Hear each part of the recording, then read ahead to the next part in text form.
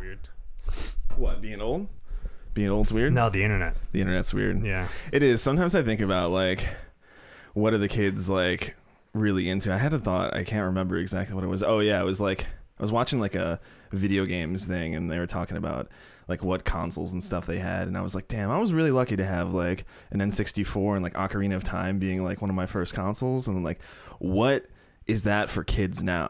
Like the Switch, probably. It's probably the PS5, Switch, yeah, because like all the losers are like their game is like Fortnite, but the kids that have a Switch probably have like shit that will be timeless. Or anyway, yeah. I mean, I don't know. I got lucky, like my first game being like a fucking masterpiece. Right. And I'm like, so you were an N64 kid? Yeah, it wasn't my first game, but it was like. Yeah. I had a Sega Genesis for some reason before that. Yeah. So it was interesting. Not as timeless, but interesting. Right. Yeah. Before we go deep into the gaming thing, I'll start the intro here. Let's start it. Cold open. Yeah. Welcome to the I Am Your Friend podcast. This is episode 5. And our friend Nick is on the podcast today. Hey, I'm Nick. Nick is great. Nick, I've known you for like 10 years. Yeah, it's been a while. I was actually just I was telling my mom, because my mom's so cute. She's like, every time I'm doing the podcast, she's like, all right, who's the guest this week? Cool. You know? And so I'm like, Nick, my buddy Nick, who I've known for like 10 years, we aren't very close friends. True. Which hopefully that changes after this episode. Yeah. But what I find funny is we keep crossing paths in different circles of life. Absolutely, and I think that's a really cool thing. There's a lot. Obviously, I'm a big guy who like loves the universe and everything. Big so guy. I'm like, I'm going to listen to big this. Universe guy. Yeah, big universe guy. Yeah, totally. no, I think that is interesting. I think if I think about our relationship, it is like we never really hung out or anything, but we have also like crossed paths in like different circles of friends or different circles of like arts and creativity and things right, like exactly. that. That's so I mean, you and I are both into skateboarding and into music and live in Buffalo. So I guess when you combine those three things, and we're both Southtowns guys. You know, you're an Orchard Park guy. Orchard Park, right? yeah, right around the corner. A lot of connections for sure. Southtowns guys. So that was our first, because like I worked at the Poppy Seed. Okay. That's how I met Jake. Yeah. And started skating with Jake, and through Jake I met you then. So I was like 15 then. Right. And then, you know, a few years down the line, then I met you through Tom. You were living with Tom, right? Yeah, that is funny. Right, yeah. who I met Tom through Fredonia. Okay. Playing shows with him there. Yeah. So in and out again, just Aiden and Nick just right, slowly bumping into each other. It's cool though. In It's different cool. things. Yeah. Yeah. It's so like thanks the for having Sisterhood me. of I the should Traveling say too. Pants, but it's like I don't know. I don't even know what that book is about, but I know it's about long friendships. I've so I'm seen gonna the go with movie. that. I still don't understand what it's about. Okay. But, yeah. Anyway. Is it really about a pair of pants, or is it? If there's a pair of pants, that's all I could take. I've watched it with my mother probably like 10 years ago, 15 years ago or something like that. Time's weird. Yeah. And there's a pair of pants. Yeah, that's good. I'll report back. There's All right, pants. good. Yeah. All right. Synopsis of that film. All right. Anybody who's listening that is a fan of that, shoot me a message. Oh, I did listen to like one episode of this podcast before, and I will like do a callback and answer. You were like, cool. Oh yeah, I don't know anyone that's not in a murder podcast that's in the podcast. Oh, you're not into All right, cool. Never listened to a murder podcast. I listen to thousands of hours of podcasts. Yeah, same. Never listened to one. I pretty much only listen to comedians. Okay. I've always been very into stand-up comedy. I like the way their minds work and like how they observe the world. So you listen to that Bill Burr podcast. I listen to Joe Bill Burr. Rogan podcast. Yeah, so I always have to give a disclaimer about Joe. Like, I am not a Joe Rogan guy.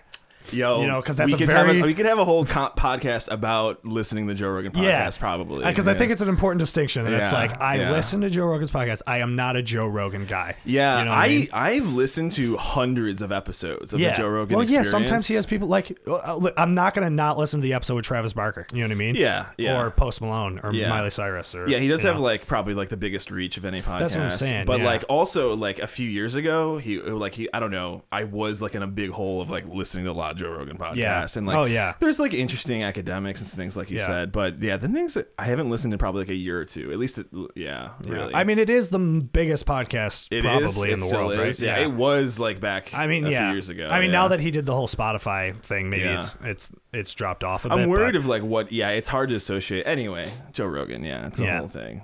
Yeah, I mean, I get it. I get why people are like, you know. It gets a little too meaty. Yeah, sometimes. for sure. A little too patriarchal. A little too. Yeah. But anyway, let's not listen to Joe Rogan podcast. Right. I'm not listening to a podcast like it's a religion. You know what I mean? Like it's like this is gospel. You know. Well, that's dangerous if anything. Right. For sure. I listen. Right, and that's why I like listening to everything. Like I was talking about last week too, how I watch Bill Maher. Okay. You know, I don't like Bill Maher. Yeah. But I like his show because confusing person. Oh my God, he's just old and out of touch and shits on young people and shits on progressives. He was like progressive at one point, right? That's what I'm saying. I don't know what happened. And then he just the world moved past him and he's just like still plugging away. Right. Yeah, I don't know. But I still like watching the show because I like hearing how that side thinks, you know what I mean? Sure. I like balancing it all out, you know? Sure. It can't be, I don't think it can ever be good to only listen to things that are on your side, you know? Yeah, that's a huge danger of today, too. People have been talking about the echo chamber for a long time. Right, for sure. And they exist across the spectrum. So. Yeah, I'm probably in one, if I'm being honest. I am. You know, you choose who you follow on Instagram and who you hang out with. Yeah, my TikTok feed is all... You know what I mean? And I kind of like that. That's like my safe space. Sure. You know? If I'm a little anxious, I'm a little overwhelmed, I go to TikTok. I know TikTok's going to only show me shit that I want to see. That's just to give me some hope. You Absolutely fine. I have everyone, you got to have your safe spaces and your places to reset and the comfy things. I have those. My Instagram's more like... mixed. I follow like 2,200 people on Instagram. For real? Is that messed up? Like, I don't know. No. Yeah, because I use it as like a learning tool a lot. Yeah, totally. Same. You know, I'm like, oh shit, this person has like really good things to say. I'm gonna follow them, and then eventually, when the 2,200 people cycle around, I'll see a post from them, and it'll make me learn some shit. Yeah. Like, but maybe that's not the way Instagram's meant to be used. I don't know. Who knows? I'm sure I think about this too, about how everybody's social media experience is completely different. You know what I mean? Yeah. I have to imagine that mine is different than the person that follows like 100 people or just their friends. I think I follow like 800 or something like that, and most of it are people I know. I gotta unfollow because probably like 1,000 of those is just like skateboarders that do one thing that's interesting. And I'm like, all right. My Instagram for a while became so I've always been like in and out of skateboarding. You know what I mean? I've always been obsessed with like skateboarding culture. Yeah. Like the subculture that is skateboarding, I think is an amazing thing. It's interesting. And that's always what pulled me to it, you know? And I've never been a good skateboarder, but I like doing it and I like being around it, and I just always liked that it was such a positive community of like, you know, people who are just creative and different, and it's a good time. Skateboarding is like the most fun thing. I've heard it described as that. Like, there's a writer, Kyle Beachy, who's a skater, and like his Instagram handle is the most fun thing, and I like how that he's writing a book as well called that. But it's also always been the coolest thing. Not always. If we want to get real technical, it like wasn't cool in like the late 70s and 80s. Okay, and it still wasn't cool in the early 90s. Yeah. Okay, so since I've been alive, it's always been the coolest thing. Same for me. Yeah, like I mean, I grew up. If I will go into the whole thing, I started skating in like 2005. Right. Like 12 years old. Same. And skating was getting really cool. It was the talent of CKY. Right. And Tony had already done the 9. Right. Yeah. And then there was like Viva La Bam cooking up. Yeah, and the like, Jackass thing really. X Games was like the coolest and then, of shit. Course, Tony Hawk's Pro Skater as well. Those games were peaking like super hard at that point. So it did become, and then like it was weird. I did come up in a time where skateboarding was really cool. Yeah, so, I mean, the early 2000s were probably like its peak. I think so, because I did also at one point in time have a knee injury, go to college, and like stop skating for about 3 to 4 years. And it did seem like in that period of time skateboarding was less popular, but I also wasn't doing it. So like it's also like it's hard, those metrics are hard to get. There are organizations out there that have those numbers of like how popular skateboarding is and stuff, sure. But like it's hard. My gauge is like the Orchard Park skate park doesn't have anyone at it anymore. But there's no way. But that's also hard to gauge because skate parks are better and more prolific than they ever were then. So my thing with skate parks is I mean I have severe anxiety. And I'm super insecure, and I'm always thinking that people are judging me when nobody ever really is. Same. Especially and that's kind of what I like about the skate culture is like nobody gives a shit what anybody else is doing. You know what I mean? Like everybody's doing their own thing. Yeah, I mean that's go ahead. That's your experience. At least yes, my experience is that. When you go to the skate park, you know what I mean? Like dudes are there trying to focus, and I shouldn't say dudes. I'm sorry because I know skaters. People are there like doing their own thing, and they're not paying attention to the guy who's just trying to start out, you know, unless you're getting in their way. Sure. And that was really it. It's just don't get in anybody's way, and nobody will give a shit. Yeah. And now maybe your experience is different. Obviously, I think you've been more involved in it than I have, but skate parks are still very intimidating to me. And that's my thing, especially because like Dish was my childhood best friend, and that dude's always been super good at skateboarding, and it's tough to like try to start when you're starting with the guy who's super good. And like that comparison kills you. You know what I mean? Skill level's a weird thing in skating, but generally I would I don't know, what were you were just expressing your experience in skating, and I just like how skate parks. So like I don't go to skate parks a lot because I get overwhelmed by, you know, especially like going to like LaSalle, when it's just like packed with people. LaSalle's tough. For sure. And And a lot of the dudes that skate there are, I guess I'm saying, a lot of the people that skate there, are very good. LaSalle has a specific problem. LaSalle, like, we get hyper nerdy about it, but it also, I think LaSalle is especially non-conducive to like beginners learning there. Because of its design. This is something that like I learned about getting involved in like the East Side Skate Park project movement. That kind of is on. So cool. It's kind of like on the back burner right now because of COVID and stuff ruined like fundraising and gathering and things like that. But I guess that's like, there's a whole nother tangent of like me being an older skater is like caring and giving a shit more about the community and like doing certain things, like getting involved in like coaching and like getting involved in skate park fundraising and like ideas and things like that. And there was a movement about last year, sometime last year when COVID was like, this time last year when COVID was popping, that the Ralph Wilson Foundation had like a bunch of cash, and we were like looking at trying to get a skate park built on the east side, because there's nothing on the east side of Buffalo. It's pretty like underserved, and that's where skateboarding like thrives.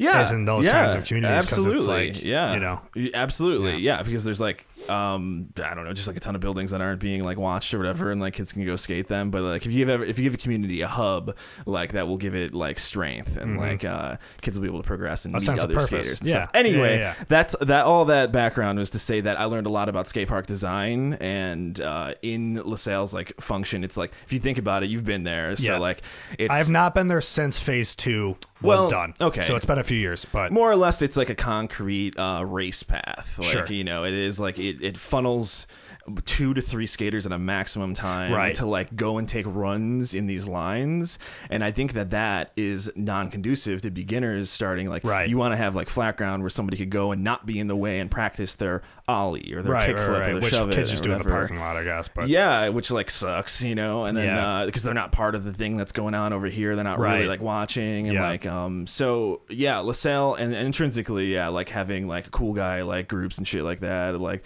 people trying like hard shit and like being assholes, like for sure it will be non-conducive and not inclusive. So I've learned a lot about that, and there's a that's like a whole nother tangent if we want to get into, of like coming back to skating after like a small break and becoming an adult, and then like learning about this like whole really thoughtful world of like academics and skating, and like just like there's adults in skating, of course, and there's like mature, like learned adults in skating. See, that's now. where, so I always struggled with skateboarding like as a teenager, because again, music was my priority, right? So like I made way more time for that than I did for skateboarding, and so because of that I wasn't practicing as much. So my friends who were really into skateboarding were just getting progressively better, and I still wasn't getting that much better, and it made it like that much less enjoyable for me, because I wasn't hanging out with the type of people at my same skill level.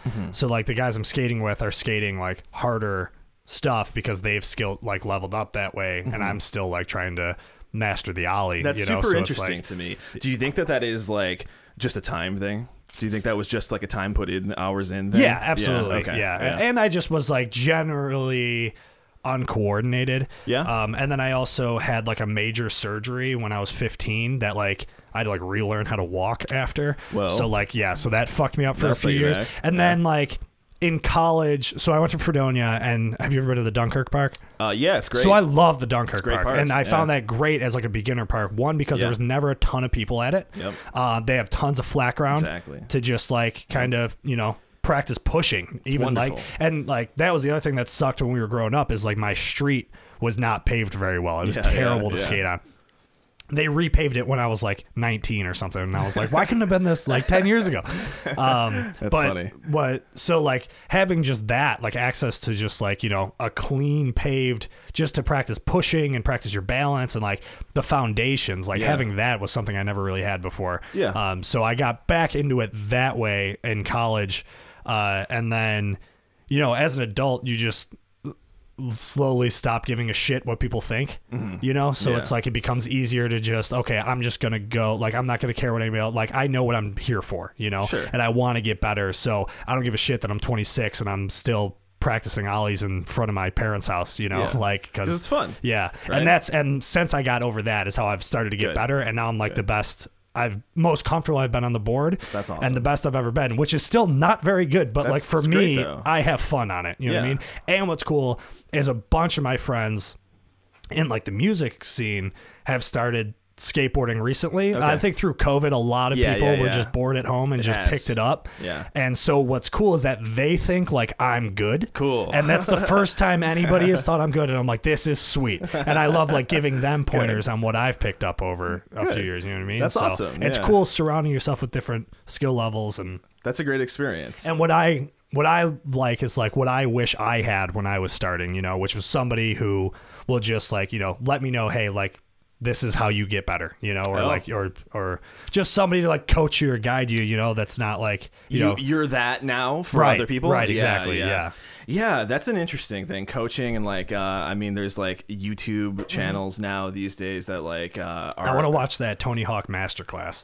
Oh, have you seen? I haven't seen it yet, but I would watch it. Yeah, right. That's what I'm saying. I would. You know, Tony is generally Tony. Like he's my friend. Like Tony, yo, what up? I love the shit he does. Like where he like goes around and tells the kids to do kickflips, and then he like gives them free shit. The barracks, doing the kickflip stuff. Tony's like generally, I'm like astonished like how lucky we got for that dude to be the most famous skateboarder, because like he's just a good dude, pretty much. The most unproblematic. Like you know, who knows about his like he's got a lot of kids. He's got like 7 kids or something. Oh, for real? But like, and he is a millionaire. So like, you know, you got to watch this. Sure. Yeah, but like, but he seems to be a genuinely good human being. Yeah. And the way he cares speaks, about the skate community. Yeah, absolutely. Yeah. He's put a ton back into it, and you know, for being corny and selling like Totinos and stuff like that at some point, the people gave him a lot of shit, but I think that he is definitely stood the test of time to be a good spokesperson for the sport. 1000%. So anyway, so how I got another thing that got me back into skateboarding was how much like skateboarding and like hip hop, like, you know, when like rappers started wearing Thrasher and shit, it was like, whoa, something cool's happening here. Which to me, like, again, like, because you said, you know, before, like skateboarding wasn't cool at a time, but like for me, like my whole life, like skateboarding and rap music have been two of the coolest things that exist in our culture. Absolutely. You know, so it's like seeing those combined, it's like, oh shit, this is the coolest thing that's ever happened, you know? I saw a clip of Rich the Kid doing like a real stinky tray flip the other day, and like dude, like there's rappers that are like super good skateboarders. It's pretty good. I didn't mean to be like crusty like that. I have like that. There is like you're saying your experience of people being open and like very nice, but like I've also come up I was young coming up in skating. I was always like a younger kid. I started when I was 12, which is like young-ish or whatever, and then like going to just being around like a lot of crusty old skaters, like they had a lot of bad mentalities and something like that, like just shitting on people outside, completely outside the core of the culture. It's something I gotta fight. I mean, those back are gonna all exist the time, everywhere. man. I mean, that was the good thing too, is that being like not fully in the community, but like, you know, dipping my feet in the water every once in a while, was having somebody like Dish around who was like, don't fuck with that dude. Like when we go to the skate park, it's like, that dude's a scumbag. Avoid him at all. You know what I mean? Of like him letting me know like who's cool and who's not. For sure. So. Yeah, that's an important role. Absolutely. I don't know. What were we talking about? Skateboarding? Yeah. Yeah. And then, well, I mean, that came from Instagram because so after like the hip hop thing, then I start like Vice TV got huge into like skateboarding. They start like, they take on King of the Road. So they made King of the Road like a full TV series rather than just like a YouTube video. Which was super cool. So that reminded, you know, that's kind of like brings back like the Viva La Bam Jack. So it basically was like Jackass, but just skateboarding, which I thought was very, very cool. It was cool, yeah. And then, you know, they do like the epically latered. I don't know if you've seen those with like absolutely. the retired skaters and all the shit they went through. Like Patrick O'Donnell. Yeah, all those. Those are amazing. Yeah, I highly recommend anyone interested in just interesting human beings that are. I wish Vice TV was more accessible. Like they have a lot on YouTube. Which yeah, is you can cool. buy them individually too if you're like on YouTube. If you're like interested in somebody in particular. Yeah, I'm lucky because my parents have cable, so Viceland or whatever is on. They just rinse them like cable. So and then if you have the cable subscription, you can have the app, but the app's only on Apple TV or Roku. Okay. So it's like it's so limited. That's the only ones that matter, right? I mean, that's true. I mean, Apple TV's the best, but I got a Roku TV. Yeah, we could fight about that. All right. But yeah, it's so limited to where you can access it, and I wish it was more like a Netflix. They make type good stuff of thing. For sure. Because I would totally pay for that as a standalone streaming service because they do make good stuff. Yeah. And there's, I mean, it's so like it's such a niche type of thing that Vice does, which I think is really cool. But yeah, so that's how my Instagram became super flooded. Okay. Because I'm start watching all these shows and then I start following all these skateboarders. Yeah. And then my whole feed is just skateboarding. I know. And like these dudes who are like next level, it's like wild really top of the game skateboarders. And that was just my whole feed. And eventually I just was like, all right, this is too much. Like, so I had to go through and I have to do that too. Yeah. I stick to now only following like local guys. I think that's great. That's a great mentality. I think that I have a poor like holdover from like the music scene and like doing DJ stuff and like trying to find like smaller up and coming artists and things like that too was always like my methodology and like SoundCloud was just like listen to a ton of shit, like it, or like follow these people. Then I'd be following like a ton of people and my feed would just be like good stuff that like I'm like looking for like this person's going somewhere or like something like that. And but then like if you do that on the millions of skateboarders that there are, then your feed is just like their daily clips, right? Because like a song takes a lot longer than a trick to get. Let's be real. Like so, somebody like posting a song like once a month or whatever is a lot less like frequent and like in trafficking than the daily clip that the skater thinks they need to see. Yeah, for sure. So, I've also started to stick, as far as skateboarding goes, just stick with like clip accounts. Like you follow like sketchy clips. I follow some of those. Some certain things like. See, I like those because it's like, you know, they'll do it's the just work like for one you. account. They're gonna curate it. Yeah. Right. They're the DJ for you. And it's just like, and it's only like the coolest shit. You know what I mean? It's like that's what I want to see. I want to see dudes doing just like nuts shit. I'm kind of different. I'm like, I think I'm like, does this person like. Does this person skating make me feel something? And do I think they're going like? Do I want to watch more of it? Like that's more or less. I want to like watch specific people, and this might be I don't know. This is definitely a personal thing. But then like I'm like, all right, this person's doing something different. I need to keep tabs on them. Or like something like I really like. It doesn't have to be different. Because I like a pretty vanilla type of skating. Do you think Instagram has like killed the skate video? Well, in a way, yeah, it's killed everyone's attention span, and this is like a big conversation that like, because back in the day, like a skate video was like such a big deal. It hasn't killed the full-length skate video. So if we're like gonna like talk to like a full-length skate video, would be like a 50-minute like 6 or 7 part like thing where a skater, multiple skaters, a team, a company, like whatever puts together. I'm explaining this for the crowd, not for you. And it would be a production. A movie, a thing with like some art direction, possibly some like which is what I thought was really cool about because it's just more than skating at that point. You know what I mean? It's like a creative process that like this whole like culture that exists. Like the skate video was such a big part of that. You know? It became a very refined thing. There's skate videos that are like absolutely pieces of art, like dude, and it changes like.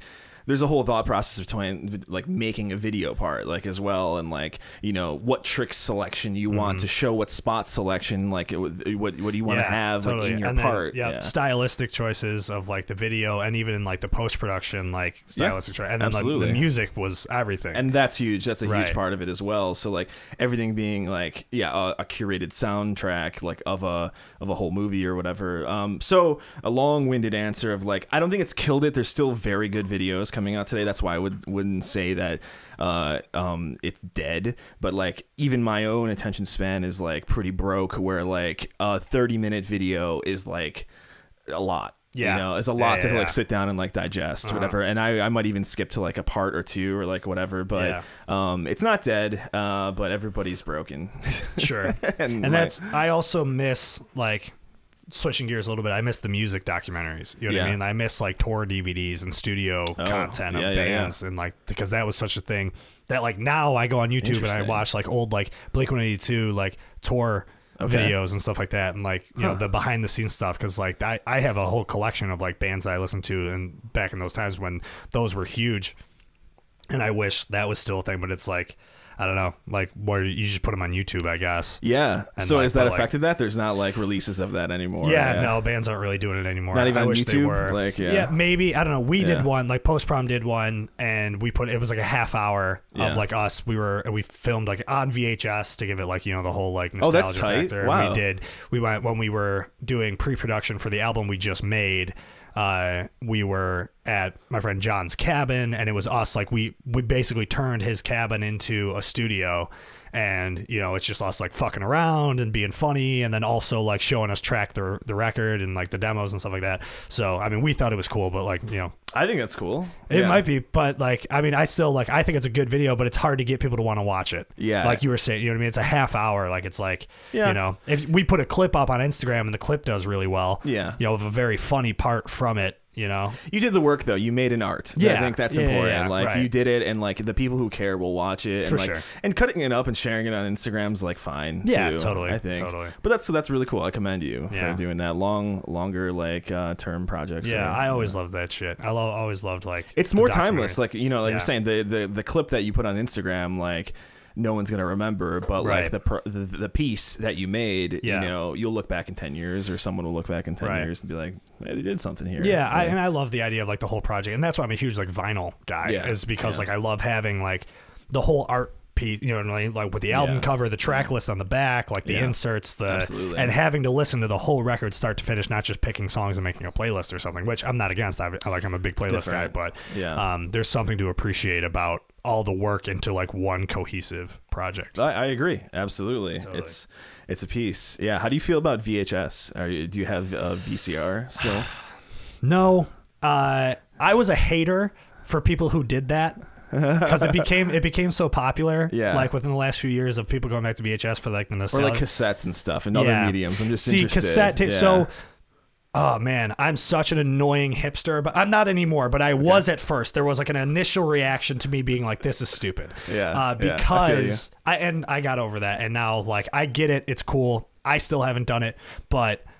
The reason I really like vinyl is because vinyl is uncompressed audio. Yeah. So I'm a big audiophile kind of guy, and so I have like a very nice like vintage setup for my turntable with like preamps and really nice speakers, because I like listening to it at like lossless so you're quality. A nerd, is what you're I'm saying. A huge fucking nerd. Yeah. And so the quality is just phenomenal.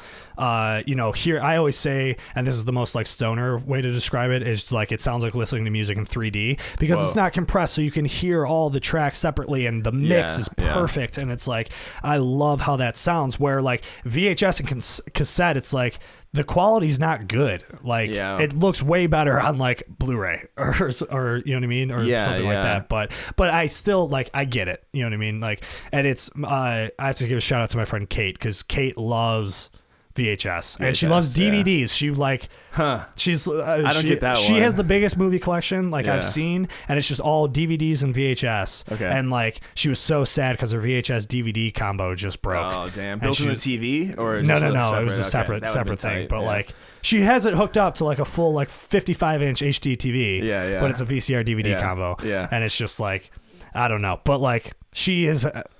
Giving me some sort of appreciation for it, you know what I mean? Because it's like the way she explains what it does for her, you know, is like, all right, I get it. It's kind of cool, you know?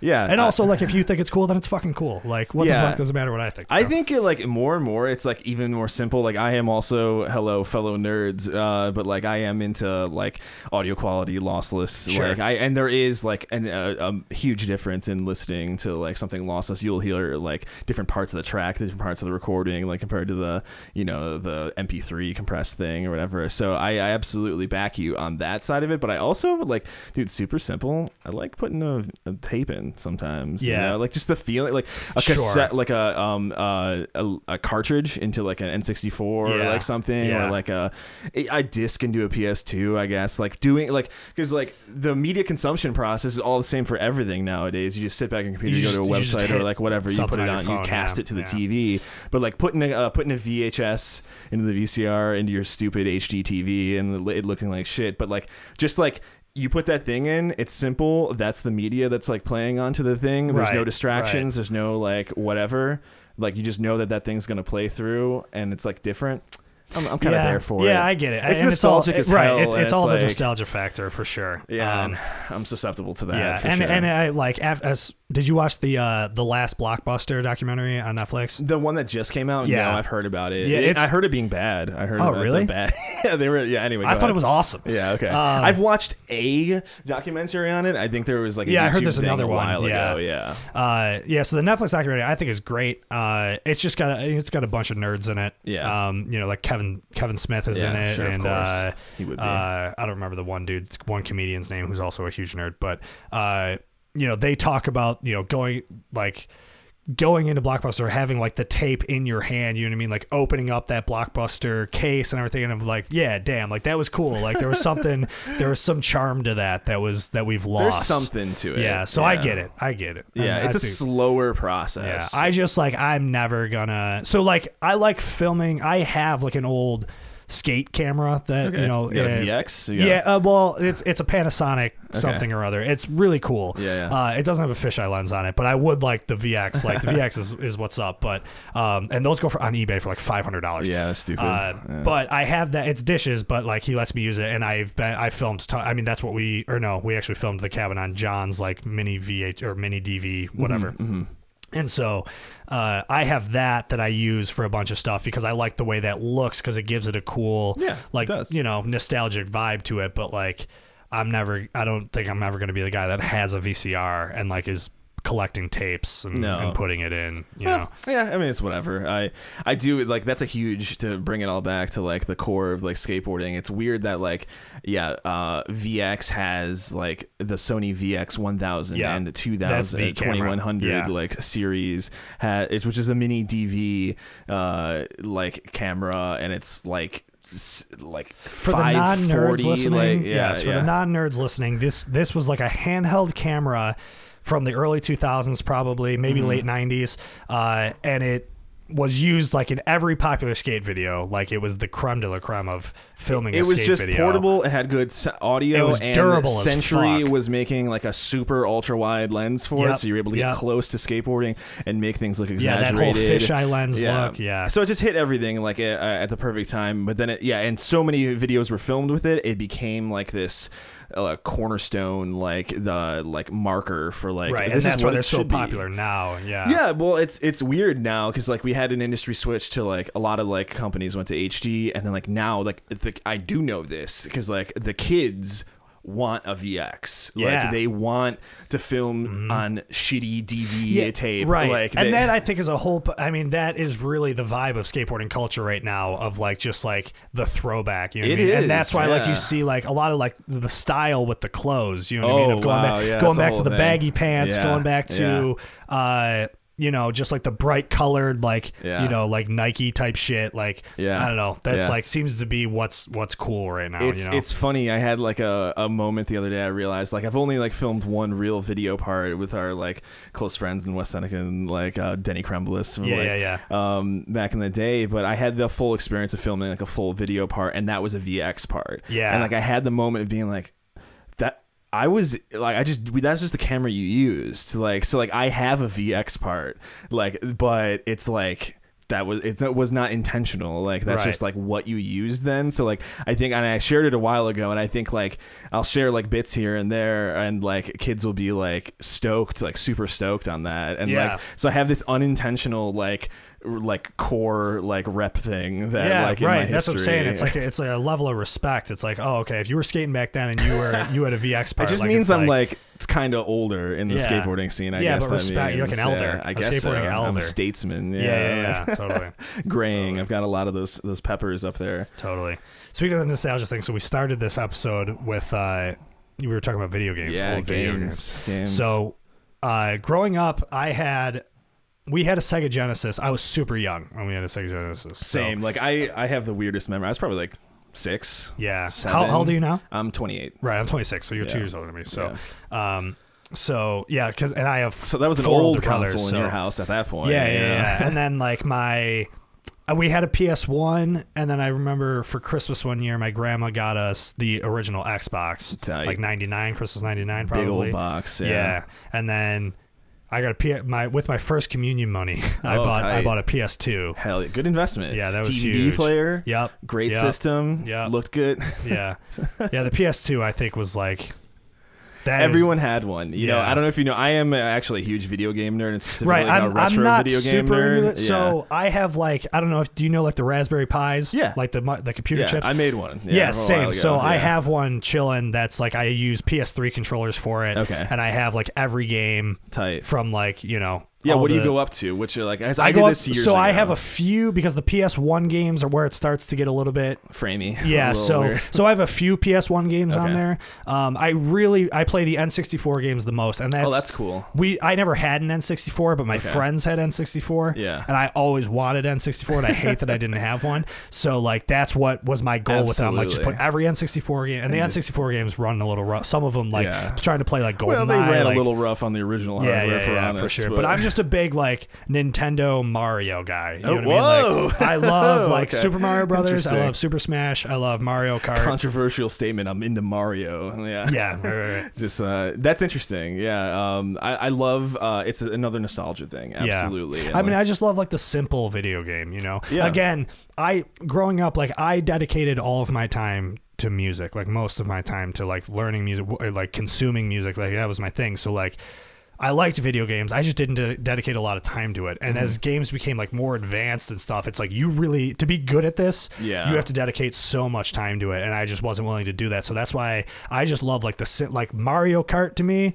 Like Mario Kart 64, I think is like, in my opinion, the greatest video game of all time. It's a very good video game. Because it's like, you don't got to be a genius to figure it out, you know, and you can just pick it up at any time and still like run train on that shit, you know. Everyone loves it. You know, it's colorful, it's fun, it sounds so fun. good. The sounds are amazing. Yeah, it's just a playground. Yeah, I really want to get a Switch. Yeah, because I heard the new Mario Kart is like out of this world fun. Yeah, but I haven't played it. Yeah, the Switch. Yeah, interesting. Yeah, I think that retro games are like you were talking about earlier, like safe spaces and comfort. Like totally. For me, absolutely. There's the ones that you know, I've had forever, and the ones that like make me feel certain ways, and like also like lose the illusion of current day and stuff, and I'll just like, you know, whatever, like go run around like a certain game that I played when I was a kid. But then there's also a cool part where I've fallen into a hole of like, trying to fill in the same way, like playing N64 games where like you didn't have it. It's like, I was really young, you know, in the 90s. I was born in 93. So like by the end of that decade, I was 7, which like,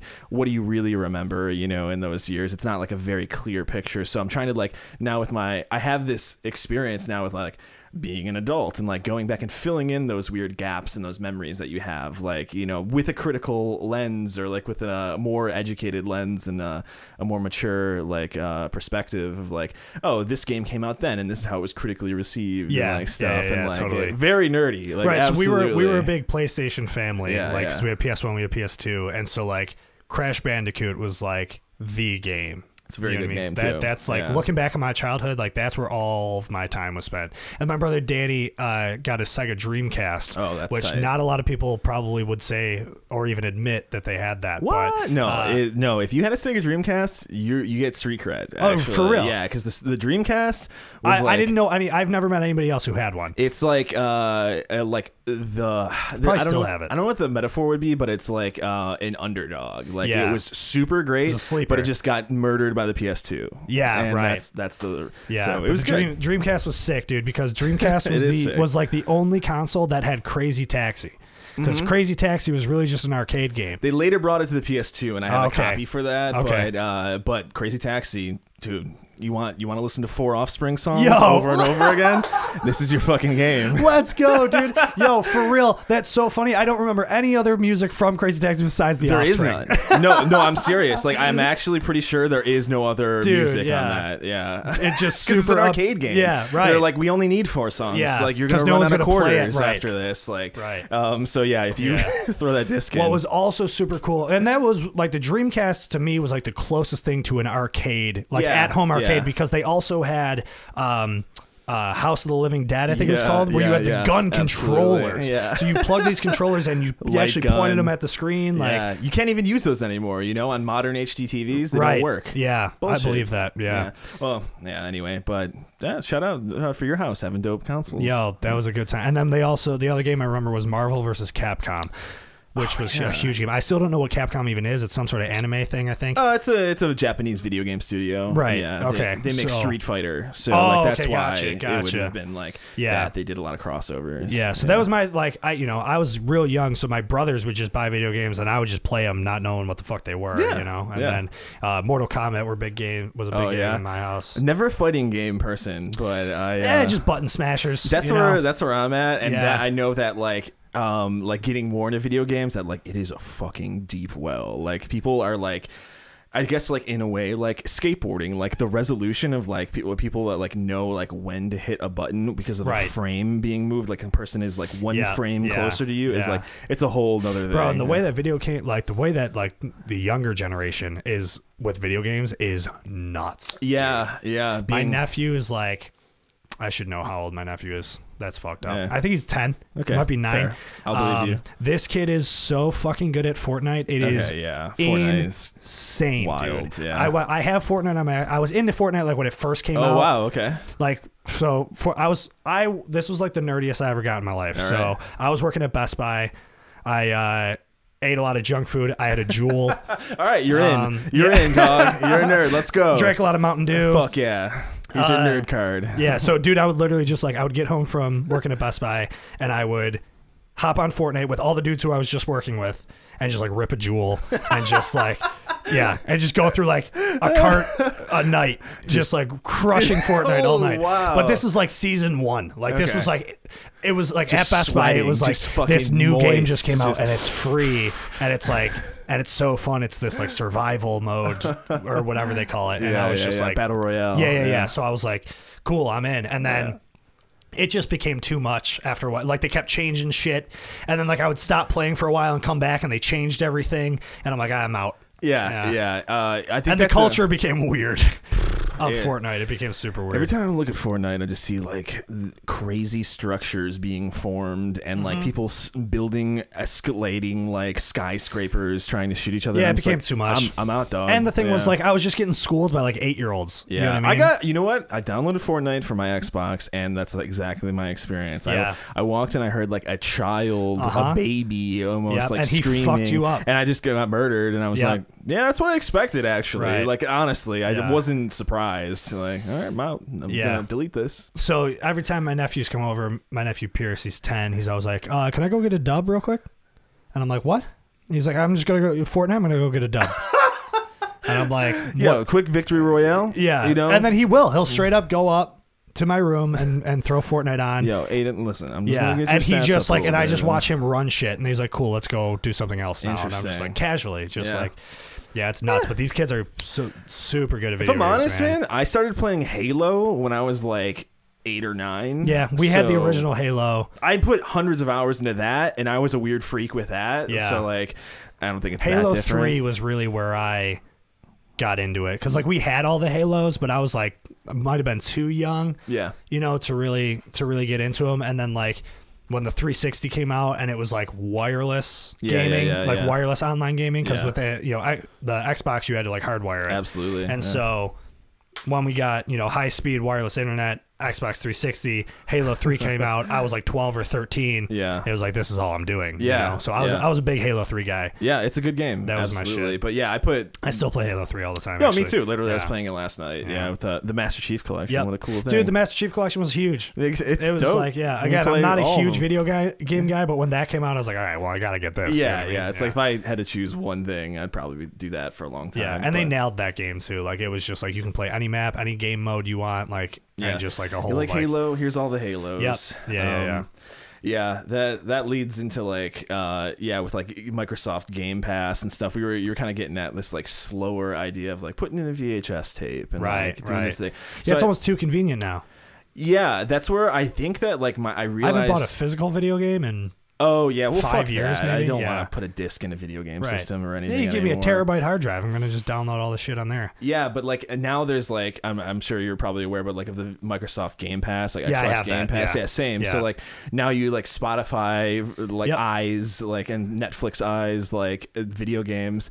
That means I play all the video games, but none of them at the same time. Right. I'm going to play 5 minutes of all of them. Let's talk about that real quick because I want to talk about how hard it is to choose something. Netflix, Spotify, Game Pass, whatever. Dude. Yeah, it's attention span, and that's like, another thing that makes me love vinyl is because I have, I don't know, maybe 50 or so records. Yeah. Just go through, pick one. You know what I mean? With Spotify, it's like, here's fucking everything. Well, yeah, we curated this for you, and we're going to play it automatically while you sleep. Yeah, for sure. And it's like, but at the same time, it's like only showing me the same shit. And I just, almost the same idea of the echo chamber. It's like I'm only listening to pop punk and rap music and just like cycling the same shit. It's just like my daily mixes are just like the story so far in West Side Gun. Different consumption, you know? I think we're still like in the guinea pig, like, even though we've had these things for quite a while now, like we just don't, there was no research beforehand and like all this social media, we're all the guinea pigs for that. And then it's same thing, just different consumption models of like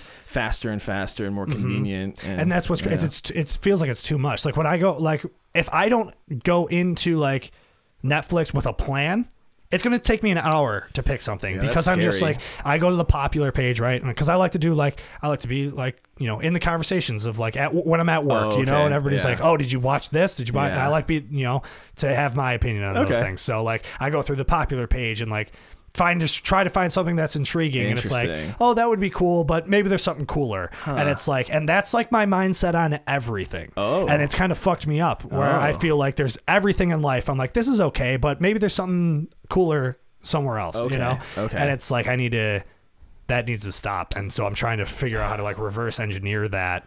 Yeah, I think you're doing it. Like physical media helps a lot. Yeah, totally. Like I think that like sitting, like choosing, it's more work. Like you take the thing onto the sleeve and you put it in the thing, and then you like commit to the whatever like length of the media. And it makes you appreciate it more. Yeah, I think that that's part of the cure. And this is some old ass man conversation we're having right here. Let's do it. Let's get No, we've already done it. The last this entire podcast is like dusty and old and but that's who listens to it. So. Okay, good. Dusty and old. We're 26 and 28. We're literally so fucking young. It's insane. I know. I actually, you know, I have to like. I'm trying to do my best to like stop saying shit like that because I think people our age. So it's funny. Is my perspective of that is I hang out with most of the people I hang out with are older than me. Yeah. So like I never have the perspective, and at my job too. I'm like one of the youngest people. So it's like I never even look at myself as like an old head. Yeah. Until I'm around like my nephews or like, you know. Is it a thing that like do you find that like people our age like want to identify as being old now, or is that not in your circles? No. In skateboarding, I feel like anyone who's in their mid-20s, like they're always like I'm old now, and sometimes I'll catch myself. In the world of skateboarding, you know, because like that's when you start like once you start getting to the point where like you got to stretch before skateboarding, you know. Like, I have to do that. I had to catch myself because like I realized like old compared to what old, like if I'm not the 14-year-old that's going to be picked up to be on the Olympic team like in the end of his like high school career. I am also like at the peak of my physical and mental abilities in my life right so now. That's the exactly. And so old compared to what? Yeah, like, it's kind of the same in the music scene. Or just music in general, when like you see people like, especially these like rappers who are like 17, 18 years old, you know, or bands of these kids that are like super young that just blow up, and you're like, Jesus Christ, I've been going at this for how long, and now these, you know, it's like when do I put a, you know. Do you think part of that is like marketing and like possibility model stuff of just like kids being like, yo, I relate to this kid. Maybe this kid is like in my age bracket, and like I fucking fuck with that. Like, yeah. I mean, I think like the longevity of like, you know, if it's an 18-year-old that's blowing up, they're like, you see it as like from the monetary perspective, it's like we can build the whole career here from a very early start, you know, like the Justin Bieber story, if you will. Like this kid's 15 years old, obviously super talented. We're going to make sure that he just keeps blowing up, and he still is, you know what I mean? Where it's like an opportunity to do that. But I also think it's way more impressive when somebody is that young and that talented. Okay. You know, so it's like it's easier to market when it's like it's a 17-year-old kid who's like got these pipes, you know, it's like, damn, like that's way more impressive than somebody who's like 26 and still lives with his parents and plays in a punk band. Hey, there's nothing wrong with any of that. Yeah, I don't know. I think about that sometimes because it's hard to compare talent in any like creative thing and any like expressive thing. Like that's not really a quantifiable exact thing because there's so many variables that, you know, mix up into like what makes something good or someone good and their work good, enjoyable. Good is a bad word. But so I think about that sometimes. Like in skateboarding, you see like kids that like are highlighted by like big companies and stuff, and I'm at the age where I'm thinking like, okay, are they just cycling in new kids because they're more relatable to the target demographic of the 14 to like 19-year-old like market in probably this? Because they're not, because like these kids are good, but they're not doing anything that's like never been done before. Like, you know, they're just the next generation. From that perspective, I think it's like the longevity thing for like skateboarding. You know what I mean? If a kid's like 19 or even like, let's say like 22, if a 22-year-old starts, you know, gets pro or whatever, it's like, okay, how many years does he have left though? You know? It's like 8 maybe. Maybe. Who knows? 10, depending who you are. Right. It's all. But like that's, I think, and it's kind of like in any sport. You know what I mean? It's like, you got to keep it young, I guess. Like there's been there's like a really like iconic company, Girl and Chocolate, like in skateboarding, and like they I actually grew up really idolizing that like crew of like Eric Costin and like that roster was like legendary.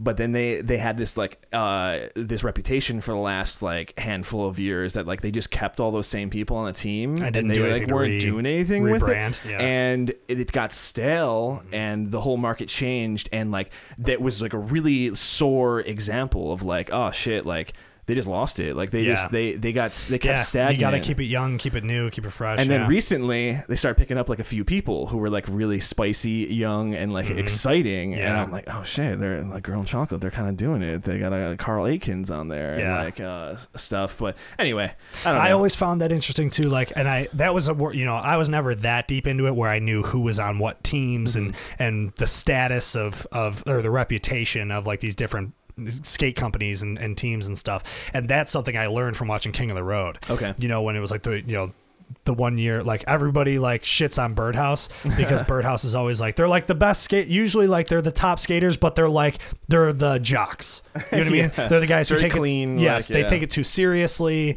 Like, and like Birdhouse was on it a few years in a row. And I remember like reading YouTube comments of people being like, nobody wants fucking Birdhouse on it anymore. You know what I mean? So like, it was really cool to see that kind of like, it is funny. Like, and it's weird that like, I guess it's not any different than like any other sport. Well, I guess it actually is. I've thought about this before too. It's like skateboarding is built up of like companies and corporations, for sure. You know, whereas like, well, I mean, what else are you gonna do? Schools and cities and things like that, right? Make up other sport teams, right? Yeah, you know, so like, you don't have like a high school skate team, right? So I think that actually makes a big difference. Like those athletes who are signed to those like, I don't know, what do you call them? City teams? Like, this is showing my like semi-pro. You're like, saying, or no, even like the big ones, like national teams. Like, those are like in an organization, and like that team is like an abstract thing on its own. Yeah, like, totally. Yeah, it's not a product company. Like, so like look at like for example like the Buffalo Bills, right? It's like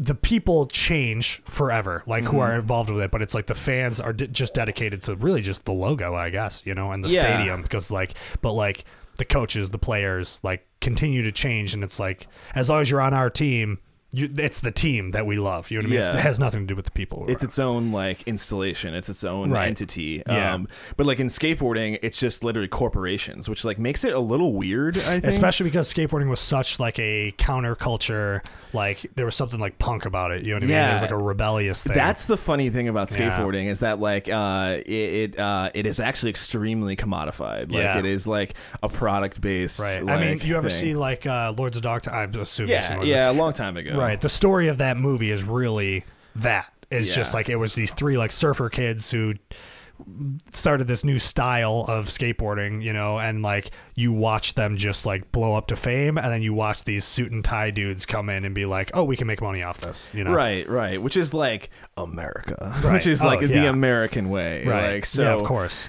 It is that's a whole other conversation of like America shaping the skate industry and stuff like that, but less and less so these days. It's becoming much more diversified in like other areas, less California, more, you know, diverse like Midwest and New York and things like that, but which is super cool. I mean, and that's why like I've always compared like, you know, skating and music because they kind of work in a very similar way, you know. Absolutely. What I mean? Like different scenes that exist and different styles of it and stuff like that. Absolutely. I don't know where we got lost there talking about corporations and teams and stuff, but I don't know. It's good. That's another part of that like old head like coming back to skateboarding as like a adult like thinking about it in more adult ways and stuff, and it's been really refreshing to do that. I don't know. I've learned a lot more. I think I've become a more like helpful member of my community, right? And that's kind of and that's how I feel about it. Like I feel way more like actually like what I've like always been into the culture of skateboarding, but like actually feeling motivated to get out and go skate. Like I feel more like that, more motivated now than I ever have, and I think it's that same thing of just like coming into it with a more mature mindset and being like what this could be and what, you know. It's complex. I don't know. It's been many different things. It's something I think about too, is like skateboarding, like doing it for like 15 years or whatever, like has been different things, and it's the same with music too. It's different things to different people. And it's also, it can change like what it is to you, like your relationship with it and stuff. And I think that I've had it flip many times, you know, throughout it's just growing up and like maturing and stuff, but I'm like super happy to still be in it and like have a more mature, well-rounded, like healthy relationship with skateboarding too. You know, there's been times, you know, like obviously with like a lot of progression driven activities that like you get a little too involved in it, your identity gets a little too wrapped up in it. You'll see that in music, you'll see that in skateboarding.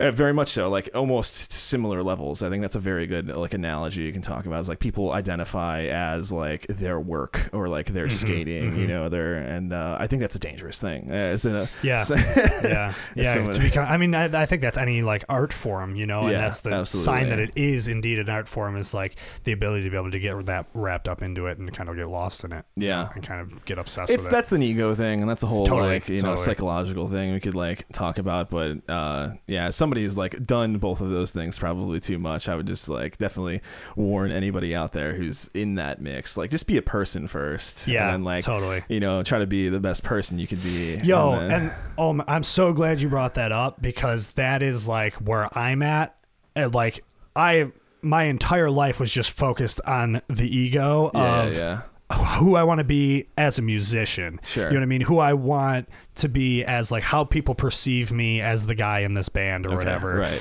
And then, you know, and I've spent so much time focusing on that it was never, that it took so long for me to be like, but what's going on like in here? You know, like who am I being in my everyday life? Not just the image of, you know, the musician. And that's a really tough thing to accept, that it's like, wow, I've spent a lot of my life like not focusing on what I should have been focusing on, you know. You know, it's okay, because I will also tell you that I think that a lot of people go through life their entire life and not get to that realization, and never get to that point of like introspection and like looking back and trying to adjust stuff. So like don't stress it like you're ahead of most people. And I mean I feel like it's definitely very common, especially at the age we're at, you know, being in your 20s, where you start to kind of peel back the layers and being like, well, hopefully you should be. You'd hope so. I'm very hard on myself with a lot of those things, so it's like but it, you know, I realize that I'm also might be in a smaller demographic of people who are actually trying to recognize your toxic behaviors but or it's the noble work. It's the work that has to be done, and like sure. you'll only make yourself happier and the people around you happier, and the scene that you're in. Dude, it's better. Funny. I've started to realize this, and I think like, oh man, like I can't believe I never realized this about myself or something, or just habits that I've had or how I've treated people, that it's like, man, like I'm such a piece of shit. And it's like, but like, it's good that I'm recognizing it and like trying to work on it, whatever. And then I like last night, I'm like with like my family, who's like, it was like my older cousins and stuff, these dudes who like, born and raised in OP, never left OP kind of guys that are just like these total bros that are just like, I'm like, these dudes aren't self-aware at all and like are definitely misogynistic and like whatever, like homophobic, like all these things that like I'm always actively trying to work on and like hard on myself because like I'm not doing enough, and it's like these guys aren't fucking doing anything. You know? Like, no, I feel you, and like working with diverse like groups of people and like older people, like I think I always had like the probably misguided idea, even people are age, so this will tie in like that that like when our generation gets into power, when our generation we start taking on like real jobs and like getting government stuff, like we're gonna fix all this shit. Sure. And then you kind of see like, fuck, there's like people like our age who like are absolute assholes. And like I think those people are a minority though. I think so. I think like as far as like young people go, at least like there's a very base level of like progressivism that exists among the majority and it's like of young a level people. Up from the last generation. Yes, exactly. It's just slower than I would have hoped, right? Like whatever. So, but being part of like at least being a person who is like introspective about that, like you can be part of that movement, part of that right, exactly, healing of and that's where my like after years of like being very passionate about those things of like just progressive politics, you know what I mean, of just like accepting people for who they are, and radical idea, right. And so like where you try to argue with like older generations, it's like I'm not gonna get anywhere with you, but I can get somewhere with the young people. Like it's like those are the people worth having the conversations for. So like and like I said, like I think the people who are not on board that are around our age like are in a minority, and I think those are the ones that we should be having the conversations with, because I think they're definitely, I mean, even if they're in that minority, they're still much more reasonable people. And I think that like you touched on a really good thing of like even talking to younger people, like they're already like inherently going to be a level up, like closer to being accepting, and like you see those things like in being progressive. And I think social media helps with that. That's one of the things that social media has done that's good. It is expose people to a more, because that's the thing with a lot of these, like I mean even who like my cousins who are like, they're not bad guys, it's just they're not huge, they only use Facebook, which is terrible, and they are just guys who like born and raised in Orchard Park and are only surrounded by people who look like them, and it's like it's all just white straight dudes, and it's like, and when you only exist in that environment, of course when something different gets thrown your way, there's like a little bit of growing pains. It would be like you would hope it would just be a growing pain, and like I haven't always been a perfect person. I've always I've been shitty and problematic. When I was in high school, past, dude, like when I'm living in West Seneca, and I'm only surrounded by people who look like me, I'm glad that those times aren't on Instagram. Right, like totally. Whatever, like dude, I actually was like looking through old shit like on Facebook of like, I found a thing, like a comment thread from when we were like 13. And I was reading through it. I'm like, Jesus Christ, dude, we were terrible kids. But the thing is, like, then as I got older and like I went to college and surrounded myself in a more diverse group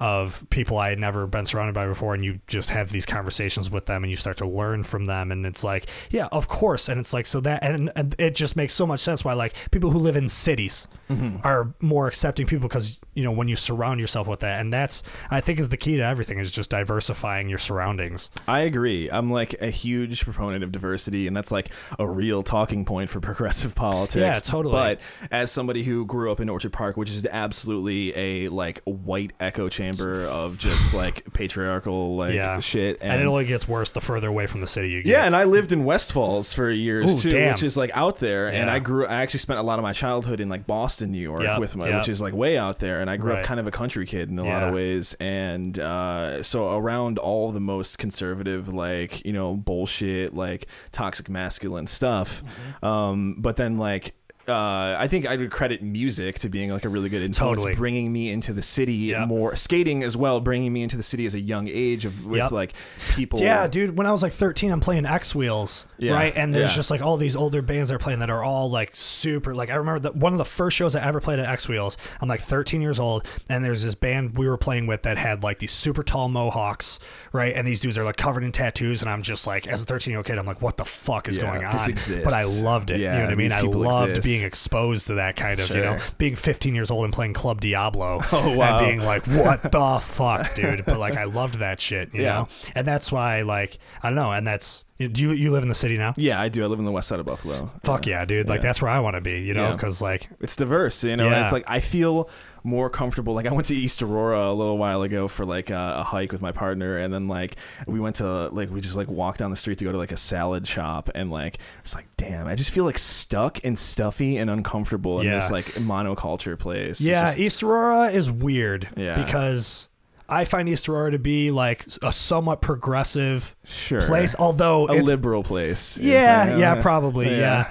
But it's definitely like, it's all white people there, but still, like, generally, like, at least the young people, I mean, it's young people, but like, I mean, I worked in East Aurora for a little bit, and when I worked in East Aurora, like, the people I worked with and like the young people who would come into the bar and stuff, like, we're good, like, you know, progressive people, like, you know, and maybe it's just like education or something that guy's going on there, but I don't know. I like East Aurora as like a community. I don't hate East Aurora. I was just trying to explain a feeling that I get now going back to my hometown of Orchard Park or like East Aurora or something like that, where I feel like I actually have like a feeling of like stuffiness. Like it feels like more constricted than like when I'm in the city. I just know that like anywhere I go is going to be like a diverse affair of like many different peoples for the most part. You can go, and that's not true, totally. Actually. Yeah, no, there's parts of the city that are very I lived on Linwood for a while, and that's Linwood's a beautiful street. It's a beautiful street, but it's that kind of. It's very expensive houses, and a lot of white people. Yeah, totally.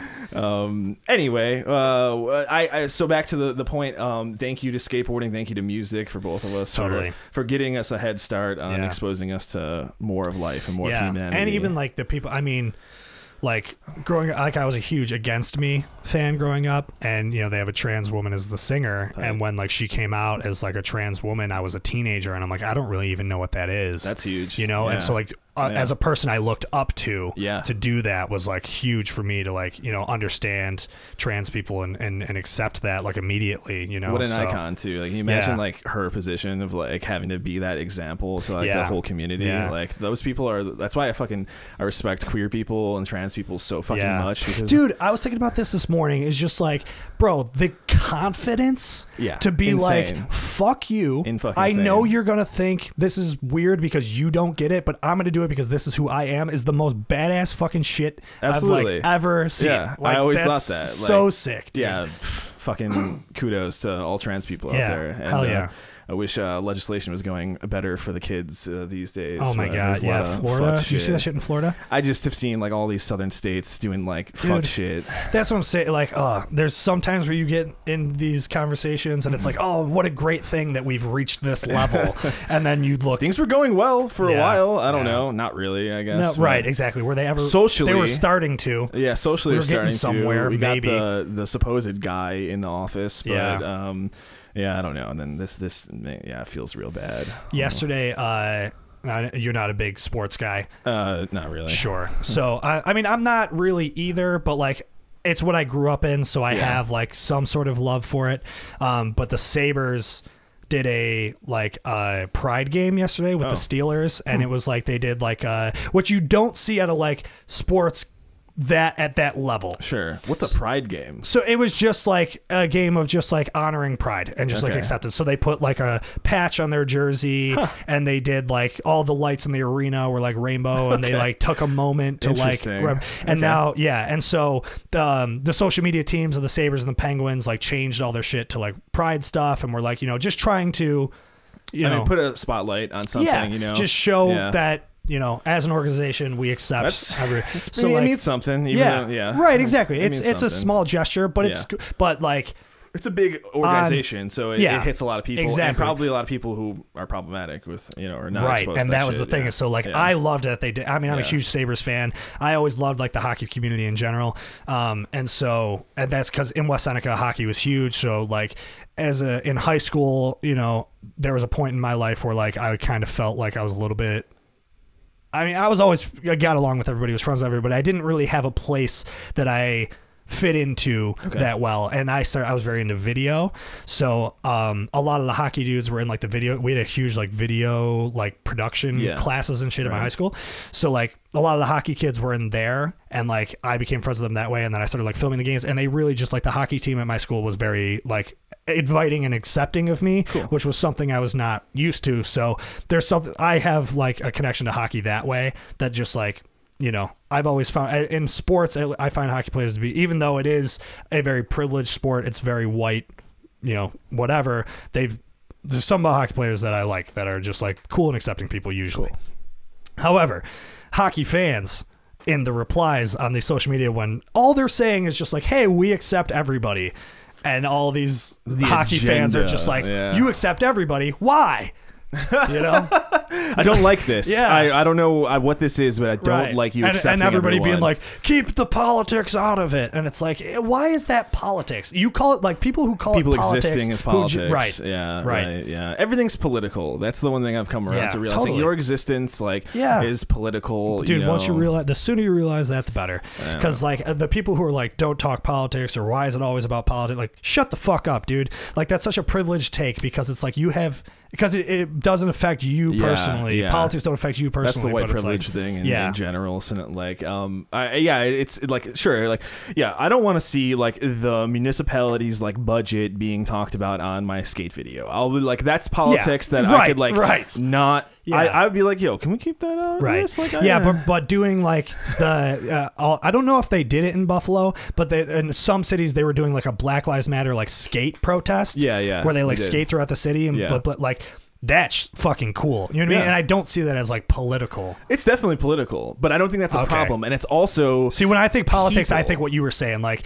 we're not bringing like the tax code into that's the real politics you want to keep out of the fucking thing that you're trying to just enjoy and get away from. Sure. Those are like, that's the politics of like the foreign policy or like whatever. I mean, keep that out. But like people existing, like queer people existing, trans people existing, right. Like, yo, that's not the same thing. It might be political, but it's not like a political like agenda or exactly. Well, maybe it's an agenda, but it's not a document of like tax returns or something. Right. Yeah. It's politics. Like we're not. Yeah. All we're saying is just like, yo, these people exist. Let's let them exist. How about that? Right. Like, and let's treat them well. Yeah. Give them health care. Yeah. And let's use the platform that we have to show that we should accept these people. And that's cool. Yeah. And the argument is always like, well, it's less than 1% of the population. It's like, exactly. And we should make them feel like they're not less than 1% of the population. Yeah, it's and I don't like know. What you're saying, that you're pointing that out is what's fucked up. Yeah, it's like what then. It's gonna be like 30,000, 300,000 people. Like, I don't even know. Like the math of that. Yeah, there's 330 million people. Yeah, in the US, they should just feel accepted for being who they are, and you should shut the fuck up about it. Yeah. And so I kind of loved that the Sabres did it, because for the reason of that, like a lot of these like hockey fans who were actually like triggered by it, it's like, bro, fuck you. It's good. I do like there's criticism like of like corporate positioning of course. like things like that. Even the queer community will like like criticize Pride and stuff like that, because it's like banks and fucking like all this crazy corporate. Well, yeah, because I brought this up in the last episode, is that like the idea of like the Democrat versus Republican thing. Both are dropping bombs, but one's got a Pride flag on the pink buses for the girl bosses, or whatever, like pink vans, all surface level, not actually doing anything to help. I get that. I just think it was a good gesture. No, it is. And like, I think the one thing to focus on, the one thing I always stay positive with those things is like, they're using a large platform that like they put a bunch of money to get in front of people's faces, who specifically in this context like don't go out of their way to expose themselves to it. So it is like shoving it in their face, right? Which is needed sometimes. Exactly. Like, you need representation. Yeah. And what's also, and they did kind of, so the jersey, they did like custom jerseys for the one game that got the patch on it that's got like the rainbow, and it had like the trans flag in it as well. Wow. And then they auctioned off the jerseys, and the money all went to like, those kinds of organizations. I don't know what specific ones, but that's good stuff. Yeah. So cool shit. Yeah.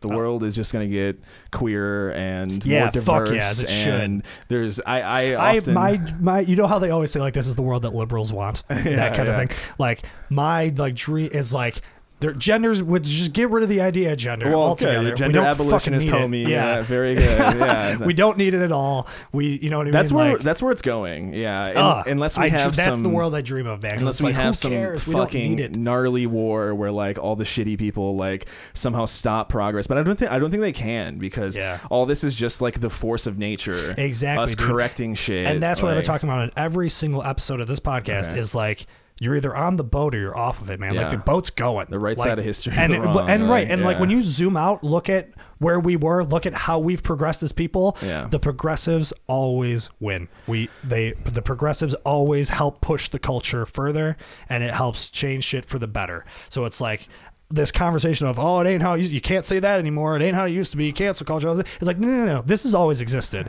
It's just speeding up at such a fast rate because of social media, because of how fast things are moving, that it's like you can't handle it. But it's just like, get on the fucking boat or stay off of it. Yeah, you can't stop it. Yeah, you really can't. I think you can like.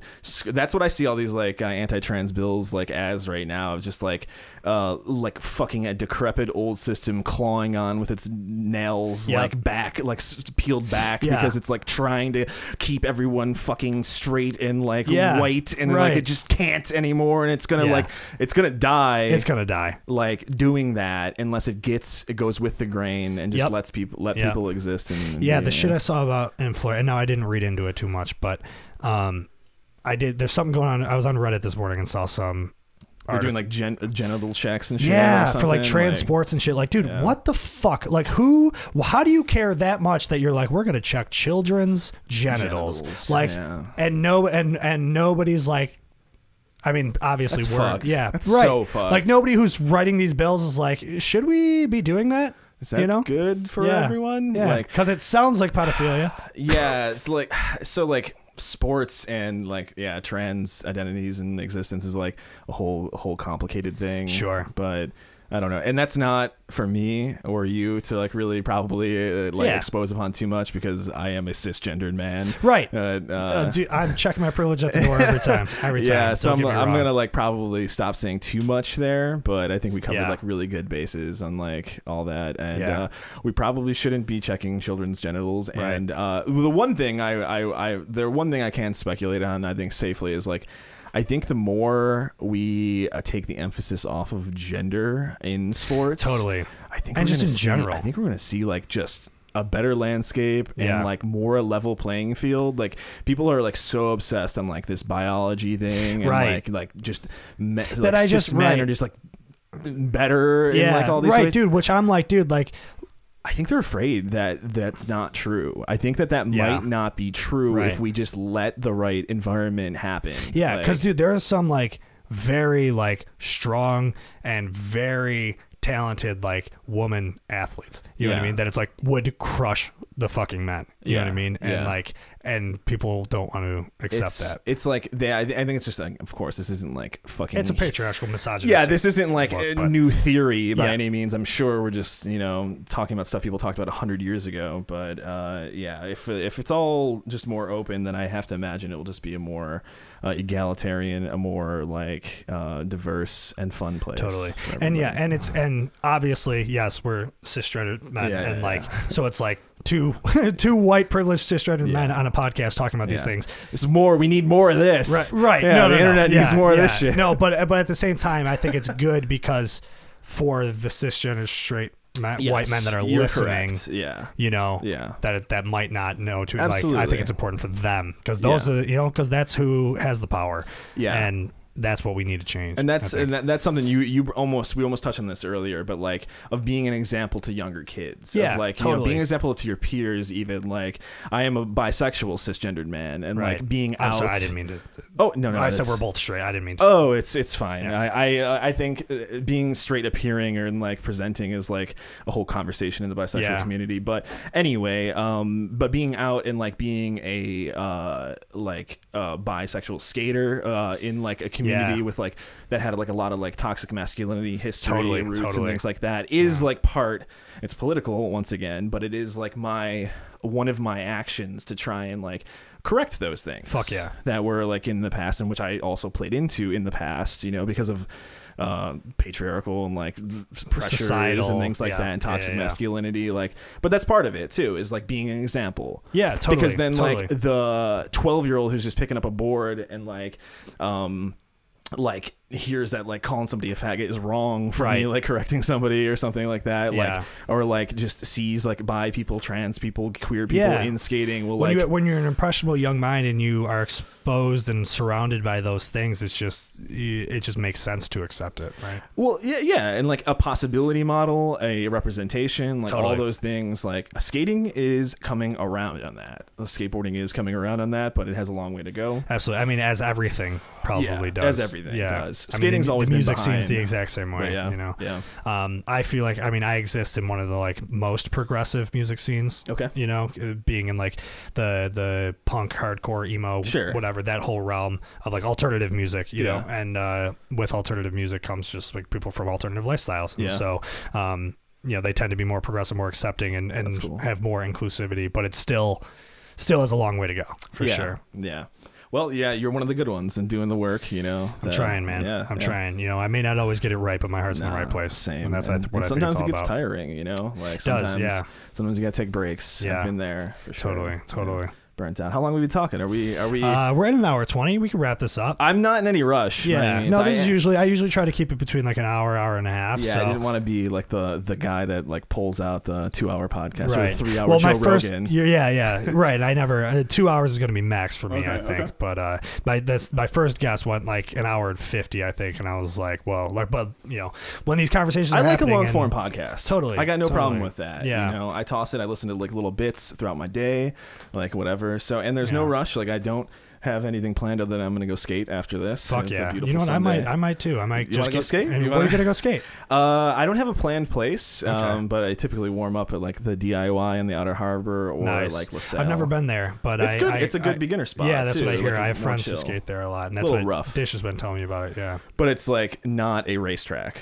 Yeah, which is nice. Right. Yeah, I could skate LaSalle when there's like nobody there. You know, and I can just kind of cruise around. I mean, that's ideally how you would always skate LaSalle. Even myself. Yeah, like, right. Know. Yeah, it's just like I mean, for me, I'm living in the suburbs. It's a drive, you know, it's a commitment to go there. And when you drive all the way there and there's just a shitload of people there. How far is Lancaster from here? How far is like 15 minutes? I'm 15 minutes from everything, basically. You ever been to Kisa Park over there? And Lancaster is that I think we talked about this. That's the park that's got like quarter pipes on the one end, and on the far end it's another quarter pipe, and there's a bunch of shit in the middle. I like that park. Orange and it's usually not stuff. Super. I thought it was somebody's name. It is like Bryce or something like that. I think. Yeah, it's a memorial park for someone. Yeah. Isn't there another memorial park somewhere too? Ives, which is like and there's Alex Rice. Rice. Where's that? That's what I was thinking of. Amherst. Okay. Yeah, right next to UB North. Gotcha. Yeah, a lot of memorial parks. Skate Park Foundation, or the former Tony Hawk Foundation had a hand in, well, a lot of those actually. Yeah, that's LaSalle and the Rice, but that's sick. Yeah, I like Kisa, but anyway, we don't have to talk about parks anymore. That's all right. Yeah. I know we did a lot of skateboarding talk, which I expected we were. But is there anything else you want to talk about? No, I mean, are you still making music at all? You used to. That's a great thing to get into. Yeah, we haven't talked about that. I haven't talked about music in a long time. Right. So I had a very interesting path with like music, and and you were making cool shit. Thank you. The electronic, like indie pop type stuff. Yeah, and that's what I mean. Makes sense why you and Tom were roommates. Yeah, definitely. We like to talk about software synthesizers and like reverb. See, that stuff I don't know anything about, but I think it's very cool. Like I like the sound of that music. You know? I love making electronic music, and I don't do it right now. Okay. And that's weird to say, and weird because it was something I did. Definitely not as long as I wasn't into music as long as you. I did it every day for like 7 years, and I was like extremely like intent on like becoming a good electronic music producer, and like my relationship was like a little toxic with it, I think, at times, where like I just sorry to cut you off, but a memory just popped into my head of us doing a show together. Do you remember this at Tudor Lounge? Whoa. Oh yeah, I just like DJ'd like after it was like a DJ set. But I remember like I don't remember who put that show together. I think Mike Roberts. Right, who I know through Jake as well. Yeah. Mike Roberts definitely put that show together. He was always very supportive, and I lived with Mike for a little bit. Great dude, yeah. Out in West Falls at Dan Welch's house. Nice. But yeah, that was just like, getting DJ practice and stuff, because I definitely, I won't have to go in the whole backstory, but yeah, I made electronic music every day for a long time, and we talked about making stuff, and then like I got my ACL reconstruction and kind of got my shit together. That's my knee surgery. I blew it out skating, and then like just kind of started taking care of myself, and then like I was able to skate again. Right. And I had this wild ass experience where I was just like, oh, skateboarding is the thing I do. Right. It's so wild. Like, I love the creative process and the thought process, and music is like such a beautiful thing to make music. And like, I don't know, make something out of nothing and like have that space, that sound that you made. That was like, I love that. But like something just like exploded when I stepped on a skateboard again. And I even talked to Tom about it. I could see in Tom Bertlis of Humble Braggers, like, he was my roommate at the time. And I was like, dude, I don't want to do anything other than skateboard. Like, I could see it in his eyes. He was like, well, you don't have to. Yeah, that's a funny, I can relate to that for sure, of like, getting into your 20s, realizing who you are and everything, and then you realize just like some of the stuff that just falls to the wayside, you know what I mean? That you're like, I don't love this as much as I used to, and I don't want to waste my energy on it when I really love doing this thing, It's like, it was just a feeling, this visceral pull of just like, I talked about this with my mother like yesterday, because we were having a heart-to-heart after her cat passed away. Oh yeah, that's a bummer. Which was like a wild morning, why we had to reschedule this podcast. So like, thank you for that. Yeah, of course. That like, I just like, it just, nothing feels more natural to me than riding a skateboard, than like being a skateboarder and like skating. Like, it is just like some weird natural like thing that I found, like, and maybe it feels like you were supposed to be doing it's wild, where like music is like a thing that I want to return to now that I'm like healthier relationship with it, and I plan to. Everything's all set up. I still have my Ableton and all the everything. Like, I haven't sold anything because I anticipate I will return to it. It's been 3 years, which is wild. The timing will line up. There will be one day when where you're just like, I feel like doing it. It shouldn't be forced. I'm hoping, I'm keeping hope that is what will happen, and that it will be inspired a much more fruitful, more like genuine thing when I do so. Yeah, totally. Awesome. Well, I look forward to that. Wild, and hopefully, I mean, I'm still down to collab musically whenever. Yeah, me too, man. And I'm very happy you came on the podcast. Yeah, thank you for having me, Aiden. Our friend Nick, thanks for coming on, man. You're going to be on again for sure. You're a great guest to have on. I feel like you're just a, you're where I want to be as far as like progressively. You know what I mean? Of just like you're like in the city, in a diverse area, learning more. I believe, and I don't want to assume here, but I believe your partner's non-binary, correct? Yeah. Which like that is a very interesting thing in itself, of like just this like, I don't know, just this progressive lifestyle that like I would one day like to get to, that I'm working towards. So I'm glad we touched on those things, and you brought up things that I don't have as much experience with, so I think that was cool, and definitely cool for a lot of people to listen to, especially people who aren't exposed to that kind of lifestyle. So. Well, thank you again for having me on, and I will have to give Al, my partner, a shout out, because they have, I'm gonna have them on. Then they'll lay down the knowledge on you, because they've really educated me on like a lot of topics. We've been talking on Instagram, and I definitely so I have to give them credit. Al, you're a genius, and they're very intelligent, radical human being, and rad. But so it's not I'm all excited for that for sure. I'll definitely learn a lot. Nothing's from that. on your own though. It's all about who you're around. It's all about your community. It's about your friends. With Al, that's what I saw it as. Like, this is an opportunity for me to learn a lot. And I think that'll be very cool to have them on for sure. Awesome. I'm excited for that. Look forward to it. Awesome. Cool. Nick. Yo. Aiden. Thanks, dog. Thank you. I hope you have a great rest of the day. Thank you. You too.